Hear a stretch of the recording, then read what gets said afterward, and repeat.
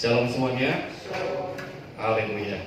Teman-teman yang masih mengingat apa yang saya sampaikan di minggu pertama, saya bicara tentang kasihlah dirimu sendiri.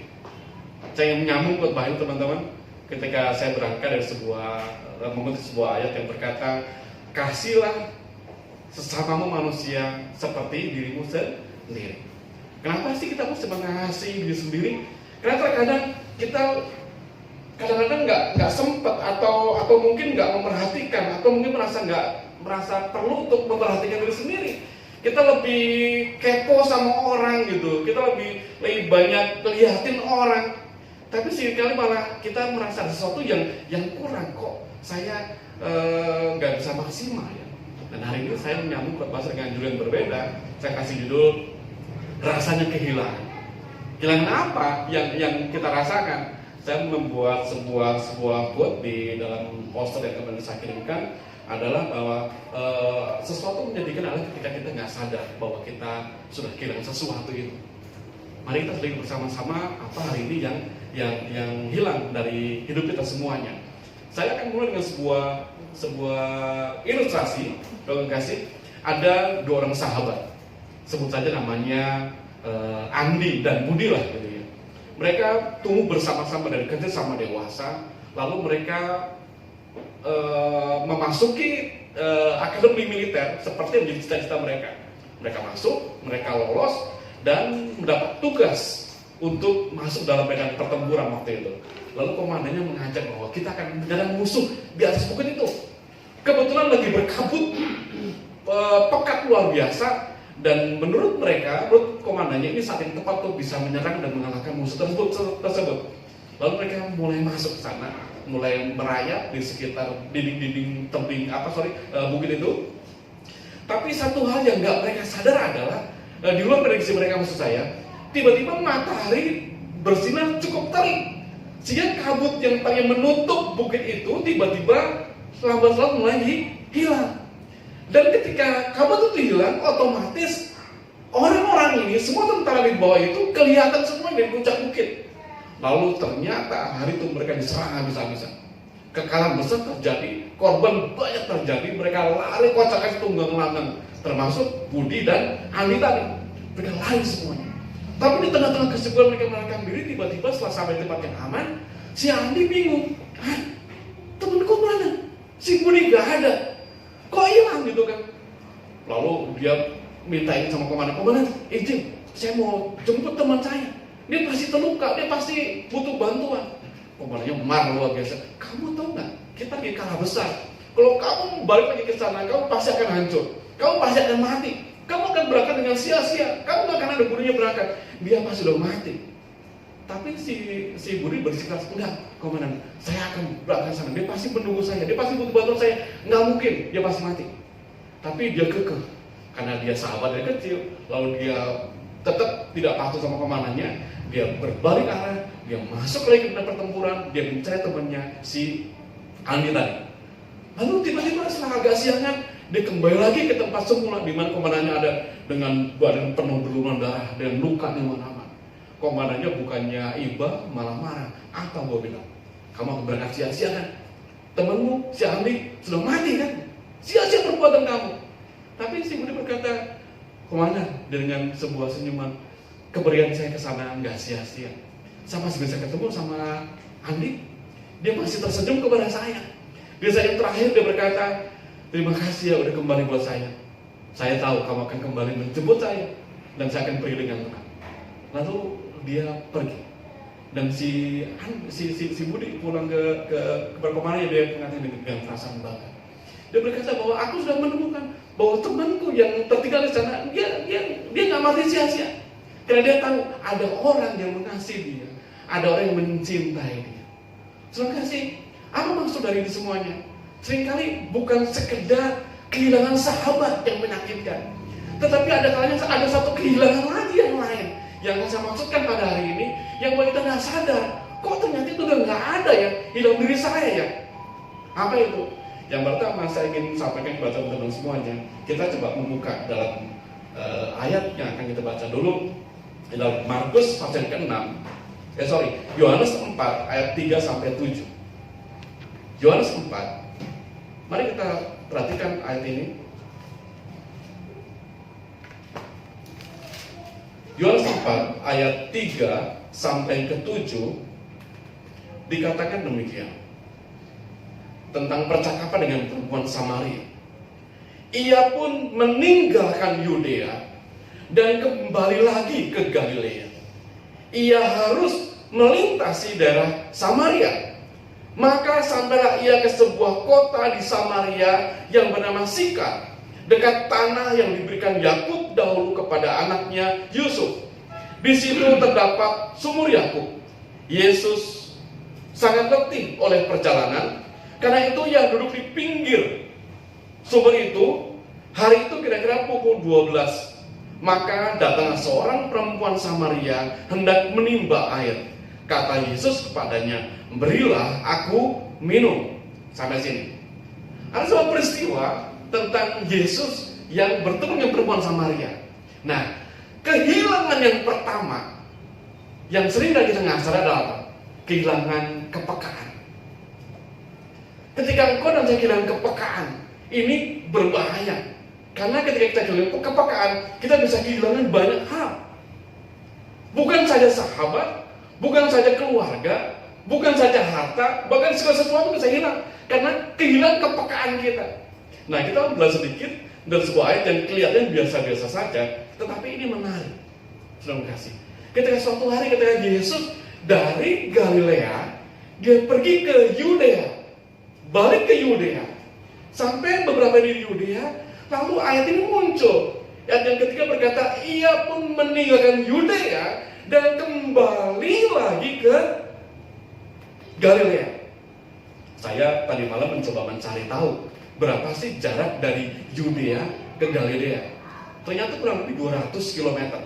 Kalau jalan lurus ya, tarik lurus itu 200 km. Jalan kaki zaman dulu itu butuh waktu kurang lebih 3 hari. Nah, yang jadi masalah adalah apa? Ketika ada sebuah sentimen, ada sebuah keengganan, ada sebuah masalah yang terjadi antara orang Yahudi dengan orang Samaria. Orang Yahudi nggak mau berdekatan dengan orang Samaria. Orang Yahudi anti sama orang Samaria. Walaupun jarak dari Yudea ke Galilea dekat, lebih dekat, shortcutnya ada 200 km. Tetapi buat orang Yahudi yang sejati, dia mending jalan muter. Jadi kalau dari timur ke sana 200 km, dia mending memutar jalannya lebih jauh 2 kali lipat untuk sampai ke Galilea, untuk menghindari orang-orang Samaria. Karena buat mereka najis untuk ketemu sama orang Samaria. Tetapi hari ini kita melihat Yesus mendobrak tradisi itu. Yesus mengubah keadaan. Yesus melawan tatanan yang sudah terbentuk bertahun-tahun. Untuk Yesus justru bukannya berjalan memutari daerah Samaria, tapi ayat 4 berkata ia harus melintasi daerah Samaria. Kalau kita perhatikan ada kata harus di sana. Siapa yang mengharuskan? Dan apa yang membuat Yesus kembali ke Galilea setelah capek-capek jalan 200 km, walaupun mungkin sebelumnya berputar, kita nggak tahu karena nggak ada cerita sebelumnya. Kenapa Yesus harus kembali lagi ke Galilea dan harus melewati daerah Samaria? Ini yang namanya kepekaan, saya bilang. Ini yang namanya kepekaan. Ketika Yesus mendobrak tatanan, dia masih balik ke Galilea dan harus melewati Samaria. Dia nggak peduli orang-orang Yahudi seperti apa. Dia seorang rabi loh. Rabi itu guru. Orang memandang dia dengan hormat dan dia tahu hukum Taurat dan tahu ada istilah orang Yahudi. Tapi dia labrak itu semuanya, dia tarik itu semuanya dengan kata harus melintasi daerah Samaria. Murid-murid yang menyertainya mungkin bingung, mungkin juga ngomong, guru, kenapa kita masih lewat sini? Kenapa kita masih lewat Samaria? Mungkin perdebatan itu akan muncul, pasti akan muncul. Tapi Yesus akan terus berjalan melintasi daerah Samaria. Kepekaan itu yang menuntun Yesus harus berangkat melewati Samaria. Nah, seringkali ini yang kepekaan ini yang hilang dari hidup kita. Betapa seringkali Tuhan menaruhkan perkataan dalam hati kita? Bukankah seringkali Tuhan menuntun jalan kita? Bukan seringkali Tuhan menunjukkan jalannya kepada kita, tetapi kita nggak paham, tetapi kita nggak nurut, tetapi kita mengabaikan. Ya toh ya, iya, saya juga begitu. Itu masalah kita semuanya, bukan? Tapi kalau kita sudah sadar ini, oh ya Tuhan, ternyata saya udah mulai kehilangan nih sensitivitas saya, kepekaan saya dengan mendengar suara Tuhan, melihat Kau menuntun, melihat Kau menunjukkan, mendengar Kau berkata-kata dengan keras kepadaku, aku mengabaikannya. Kepekaan yang hilang ini berbahaya. Ini membuat kita makin lama makin terpuruk. Saya seringkali kasih ilustrasi bagaimana orang yang sakit kusta mulai kehilangan rasa di dalam tubuhnya, dan satu persatu ruas-ruas tubuhnya mulai hilang tanpa ada rasa sakit. Sakit itu kan itu tanda yang baik. Saya lagi tempoh beberapa lalu membuatkan sebuah mainan dari kayu sama dia buat jadan, tiba-tiba tangan saya kepotong dari kantor, dikit sakit, jadi maksudnya, kenapa papi? Ambilkan tisu, lalu dikasih, ditahan tangan saya, sedikit sih rasanya, tapi sakit gitu loh. Kadang-kadang karena kena sakit. Bayangkan kalau kita nggak punya rasa sakit, nggak punya perasaan, nggak punya kepekaan, kita hantam aja lama-lama habis badan kita, bukan? Sama dengan kita, ketika engkau mulai merasa kehilangan kepekaan akan Tuhan, kepekaan kebutuhan akan Tuhan, kepekaan akan suara Tuhan, mari kita berbalik. Lihat yang Yesus lakukan. Kenapa sih dia harus kembali ke Galilea? Kenapa sih dia harus melewati daerah Samaria? Ternyata ada tuntunannya. Ternyata dia akan bertemu dengan seorang perempuan sama Samaria. Jalan itu sama di tengah-tengah. Kalau ada 3 hari perjalanan berarti mungkin sudah 1,5 hari Yesus sampai di Samaria. Alkitab berkata jam 12 siang, di tengah teriknya panas matahari, Yesus baru sampai di tengah-tengah kota itu. Lalu di dalam kehausan dan kelaparan, Yesus berjumpa dengan perempuan ini, dan perempuan ini diselamatkan. Dan perempuan menjadi sebuah alat Tuhan yang efektif, bersaksi kepada banyak orang, sehingga banyak orang sekampung, seluruh Samaria bahkan diselamatkan karena kesaksian perempuan ini yang berjumpa dengan Tuhan Yesus. Bayangkan kalau Yesus nggak lakukan. Tetapi saya cuma menganalisa, kenapa sih? Ya mungkin kita berkata, wah itu kan Yesus, dia kan connect-nya bagus dengan Roh Kudus, dengan Tuhan, dia pasti lakukan dong. Tapi bukan dengan kita. Tapi saya mencoba untuk mencari tahu, lalu saya menemukan sebuah ayat dalam pasal yang sama, dalam ayat yang ke-34. Ini mungkin jadi sebuah sebab ya. Kata Yesus kepada mereka, makananku ialah melakukan kehendak Dia yang mengutus aku dan menyelesaikan pekerjaannya. Apa yang Yesus katakan? Makananku. Apa makananmu hari-hari ini? Apa makanan kita?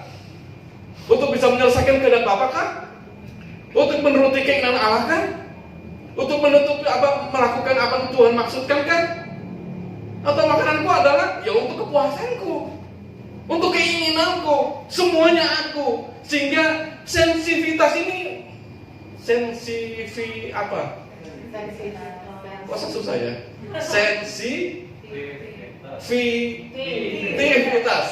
Sensitivitas. Ketika pada mulai hilang rasa ini, kepekaan ini, kenapa? Mungkin asupannya yang salah. Gitu loh. Tapi Yesus berkata, makananku ialah melakukan kehendak Dia yang mengutus aku dan menyelesaikan pekerjaan. Suatu hari Yesus dan murid-murid mengajar. Banyak orang-orang mengikuti Dia berbondong-bondong dari seberang danau ke seberang lagi, dan Yesus mengajar sampai hampir petang. Lalu murid melihat mereka semuanya kelaparan, udah makin sore, sehingga mereka nggak punya makanan. Lalu salah satu murid berkata, Tuhan, suruh mereka pulang. Kita nggak punya apa-apa, suruh mereka pulang. Mereka pasti akan kelaparan nanti. Nggak ada warung sini, suruh mereka pulang. Tapi apa kata Tuhan? Kamu yang harus memberi mereka makan. Kadang-kadang sikap kita sama seperti murid-muridnya. Saya lah, contoh saya, jangan kita saya.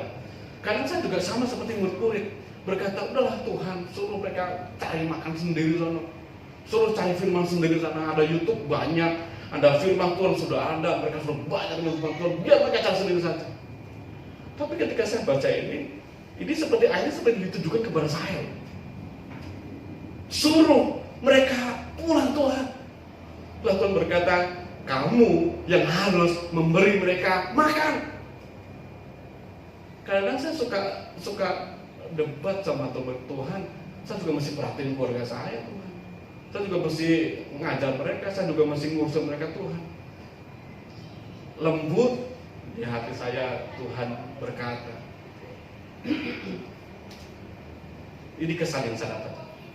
Aku yang akan pelihara mereka. Aku yang akan cukupin mereka. Aku akan sertai mereka. Jadi seperti yang si Vian tadi bilang, kekuatan itu juga kita semua alami hal yang sama. Tetapi ketika saya mencoba berdebat sama Tuhan, saya juga punya urusan. Tapi ini muncul, kamu yang harus beri mereka makan. Keluargamu, aku yang urusin. Aku yang atur. Aku yang berkati. Aku yang cukupin. Saudara kasih, mari kita periksa diri kita masing-masing. Adakah ini mulai hilang dari hidup kita? Kepekaan kita ini. Yuk cek kepekaan. Siapa yang sering kali cek kesehatan? medical check up. Saya sering kali lihat Ocha lagi cek PIN, ya saya cek gula darah, cek apa lagi Kak? Wow, banyak macam ceknya. Untuk apa sih? Supaya Ocha tahu ternyata mungkin kurang ini, kurang itu, harus tambah ini, tambah itu. Perlunya ngecek kan nggak gitu. Ketika mau mendengar firman hari ini tentang kehilangan kepekaan, mari cek. Jangan-jangan kita sudah mulai hilang kepekaan kita akan Tuhan. Kehilangan kepekaan kita untuk mendengar apa yang Tuhan katakan. Kehilangan kepekaan kita untuk melihat jalan-jalan Tuhan yang sudah Tuhan tunjukin di depan kita. Malah kita mulai melenceng kemana-mana. Nggak jauh arahnya.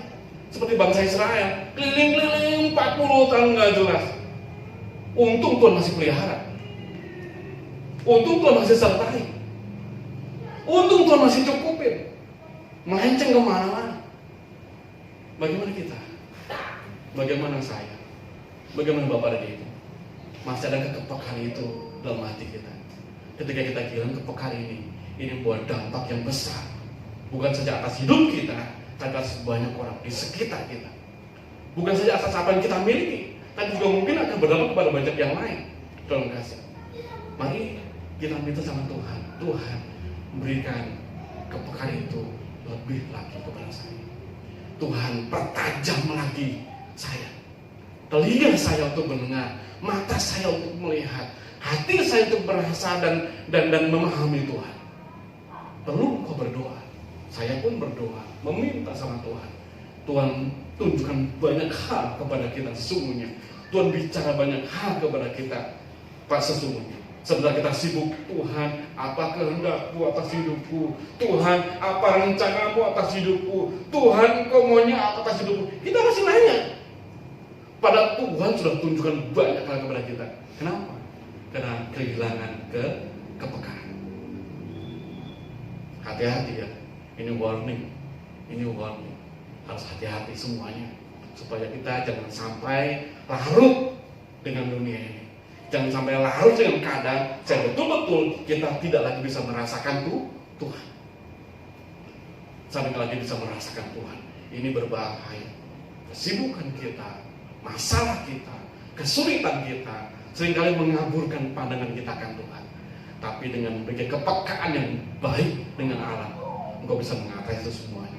Engkau masih bisa menembus awan yang gelap. Engkau masih bisa menembus kabut yang pekat. Karena engkau tahu di sana ada Tuhan yang sedang kau tuju, dan jalanmu nggak pernah melenceng, akan lurus ke sana, karena kepekaan akan menuntun kita. Amin. Semoga teman-teman bisa mendapatkan rema ini, dan teman-teman mau dengan rendah hati memeriksa diri kita. seberapa besar kepekaan yang kita punya, seberapa tajam kepekaan yang kita punya. Apakah sudah mulai tumpul, atau malah mungkin buntu, atau malah hilang? Yuk, balik lagi bersama-sama. Saya ingin bertumbuh. Saya juga mengajak teman-teman semuanya untuk bisa bertumbuh bersama-sama. Yang kedua, selain kita kehilangan kepekaan, yang kedua, seringkali kita juga merasa kehilangan kerelaan. Kehilangan kerelaan. Hati yang rela ini nggak mudah loh. Kita hidup di tengah-tengah dunia yang berbenturan dengan hukum kasih yang kita miliki. Dunia berkata, mata ganti mata, betul? Gigi ganti gigi. Kalau kamu pukul sekali, gue pukul lagi pakai tendangan tambahan. Itu kan dunia berkata demikian. Sedangkan hukum kasih berkata, kasihilah musuhmu dan berdoalah buat mereka. Ini kan sulit, gitu kan? Boro-boro mendoakan, boro-boro mengasihi. Lihat aja udah enak gitu. Tuhan berkata, kalau kamu ditampar pipi kananmu, apa ya? Kasih lagi pipi kirimu. Kalau ada teman yang minta satu bajumu, apalagi kasih juga jubahmu. Kalau kamu diajak temanmu jalan 1 mil, Tuhan apa katakan apa?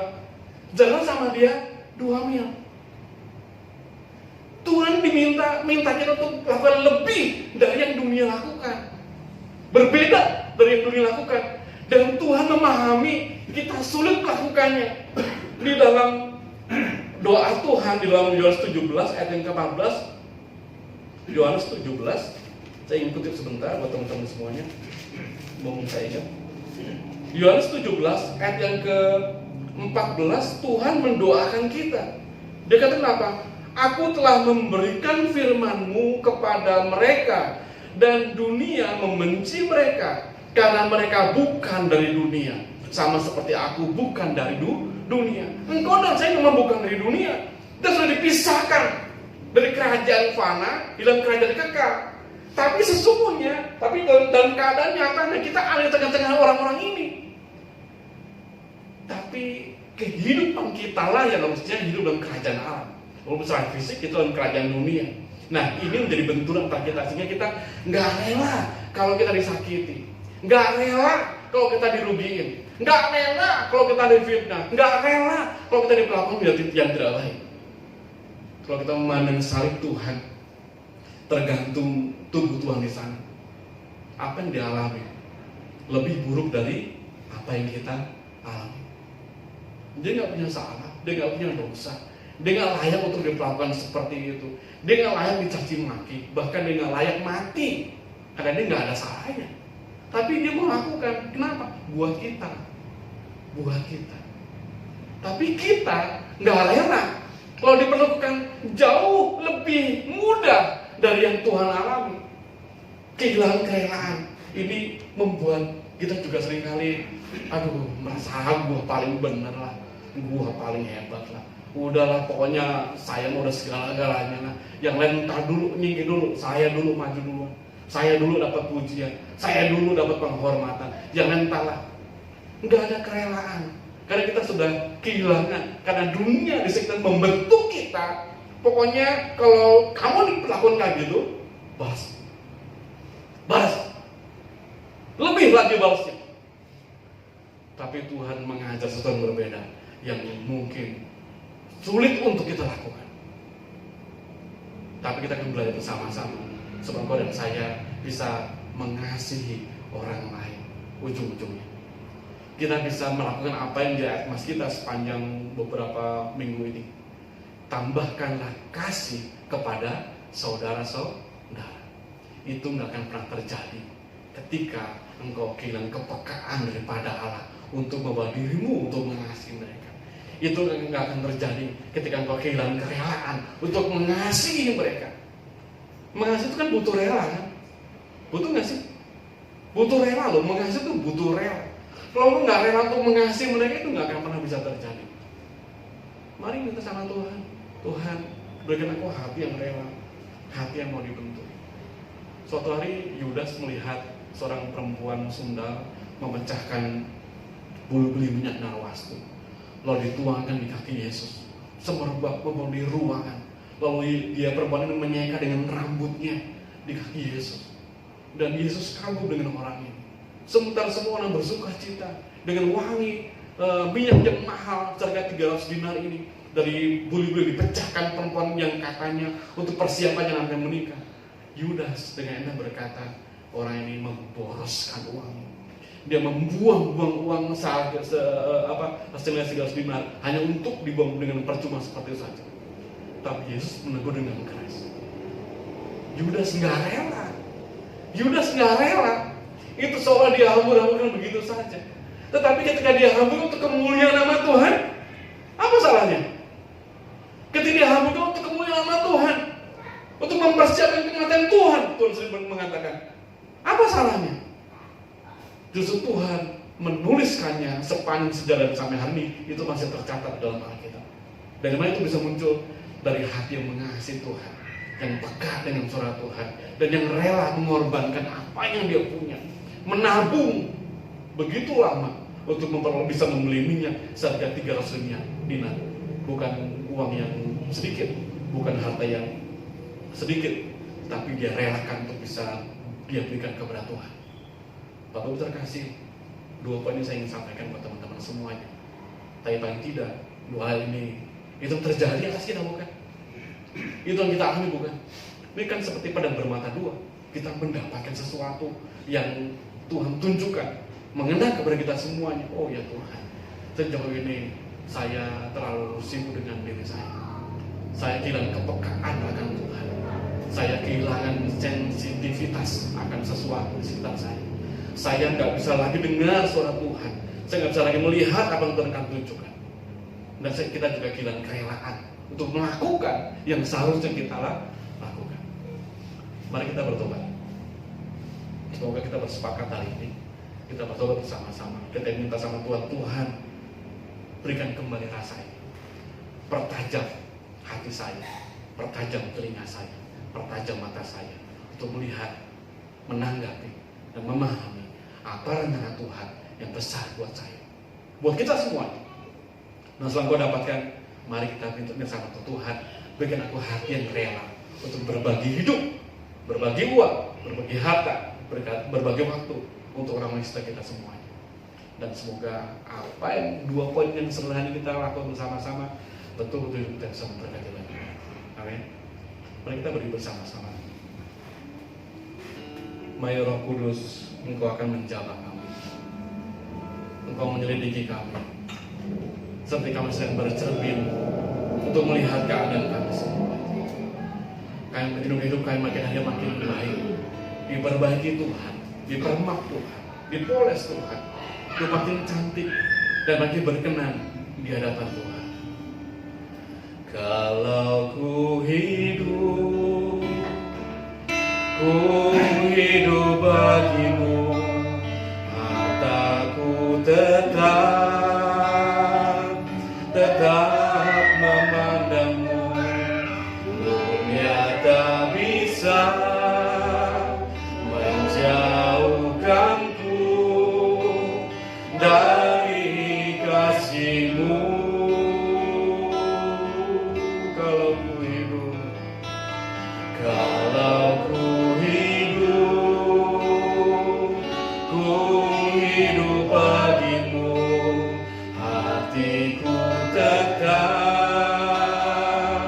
Tetap menyembahmu.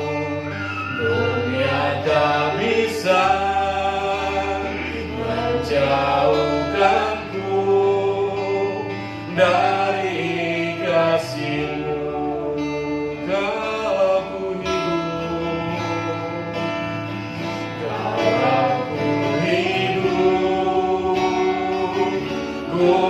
hidup bagimu, mataku tetap memandangmu. Dunia tak bisa menjauhkanku dari kasih-Mu.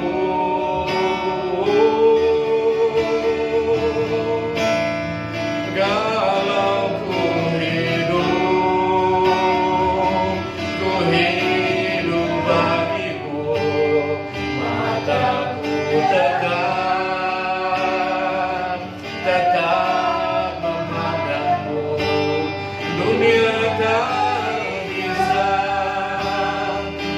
menjauhkanku dari kasih-Mu. Lagi sama-sama katakan, kalau ku hidup Tuhan, kalau ku hidup bagimu, maka ku tetap memandangmu. Dunia tak bisa menjauhkanku dari kasih-Mu. Lagi katakan, kalau ku hidup, kalau ku hidup bagimu, mataku tetap memandangmu. Dunia tak bisa menjauhkanku dari kasih-Mu. Dunia tak bisa menjauhkanku. Dunia tak bisa menjauhkanku dari kasih-Mu. Kami sudah mengecap anugerah Tuhan. Kami sudah mengecap kebaikan Tuhan. Kami sudah mengecap karya salib keselamatan atas kami semuanya. Terima kasih ya Tuhan. Biarlah kami boleh menjadi pelaku-pelaku firman. Kami mau berkaca Tuhan, untuk kami boleh memeriksa diri kami masing-masing, supaya kami jangan sampai kehilangan kepekaan, jangan sampai kami kehilangan kerelaan untuk bisa melakukan sesuatu yang Tuhan kehendaki atas kami masing-masing. Tuhan, apa yang kami dengar lewat firman-Mu yang singkat, mari Roh Kudus akan menolong kami yang menerjemahkannya atas kami masing-masing, sampai kami bisa memahaminya dengan baik. Tuhan, berkati kami semuanya, berkati hamba-hamba-Mu, anak-anak-Mu, seluruh jemaat Tuhan yang hari ini hadir. Berkat Tuhan turun bagi mereka semuanya. Dalam nama Tuhan Yesus yang bersyukur, yang berdoa hari ini. Amin. Amin.